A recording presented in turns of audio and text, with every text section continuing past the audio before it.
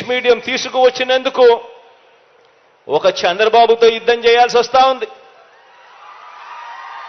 ఒక ఈనాడు రామోజీరావుతో యుద్ధం చేయాల్సి వస్తా ఉంది.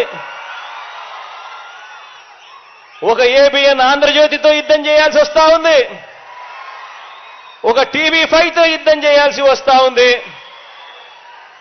వీళ్ళందరితోనే కాక ఒక దత్తపుత్రుడితో కూడా యుద్ధం చేయాల్సి వస్తా ఉంది. ఆలోచన చేయమని అడుగుతా ఉన్నా. గవర్నమెంట్ బడులు బారాలని ఆరాటపడ్డం తప్పు.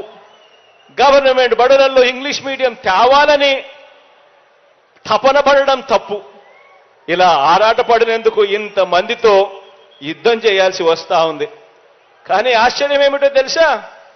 ఇలా మనపై యుద్ధం చేస్తా ఉన్న వీళ్ళ పిల్లలు కానీ, వీళ్ళ మనవళ్ళు మనవరాళ్ళు కానీ, వీళ్ళందరూ కూడా ఏ మీడియంలో చదువుతున్నారు అని చెప్పి మీలో ఎవరైనా కూడా వాళ్ళని గట్టిగా నిలదీస్తే మాత్రం ఏ ఒక్కరూ కూడా చెప్పరు వాళ్ళ పిల్లలు వాళ్ళ మనవళ్ళు మనవరాళ్ళు తెలుగు మీడియంలో చదువుతున్నారు అని చెప్పి. వాళ్ళ పిల్లలేమో ఇంగ్లీష్ మీడియంలోనే చదవాలి.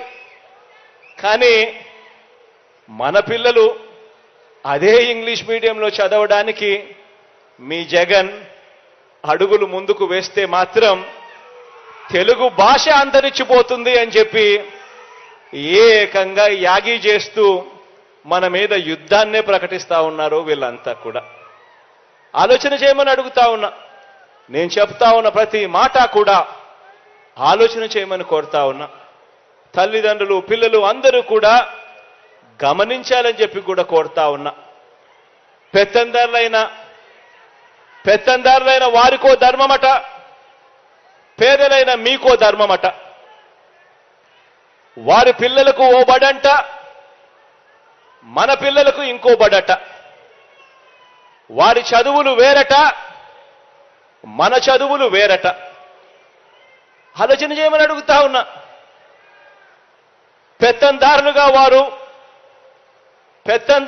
వారు ఉండాలట, పనివారిగా మనం ఉండాలట. పరిశ్రమలు వారివట, కార్మికులుగా మాత్రమే మనమట. సామ్రాజ్యాలన్నీ వారివట, సామాన్యులుగా మాత్రమే మనం మిగిలిపోవాలట. ఆలోచన చేయమని అడుగుతా ఉన్నా. పెత్తందారి మనస్తత్వాలు చూడమని అడుగుతా ఉన్నా. వారి పిల్లల చేతుల్లో ఏమో ట్యాబులు ఉండొచ్చు, స్మార్ట్ ఫోన్లు ఉండొచ్చు.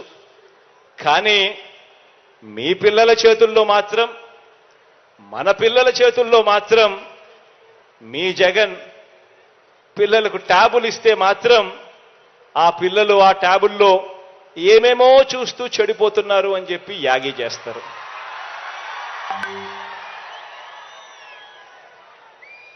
ఆలోచన చేయమని అడుగుతా ఉన్నా. ఇవన్నీ కూడా ఏదైతే నేను చెప్తా ఉన్నానో ఇవన్నీ కూడా ఎప్పటికీ కూడా మన పిల్లలు పేదలుగానే ఉండిపోవాలి అని కోరుకునే పెత్తందారి మనస్తత్వానికి ఇవన్నీ కూడా నిదర్శనాలుగా మన కళ్ళ ఎదుటే కనిపిస్తా ఉన్నాయి.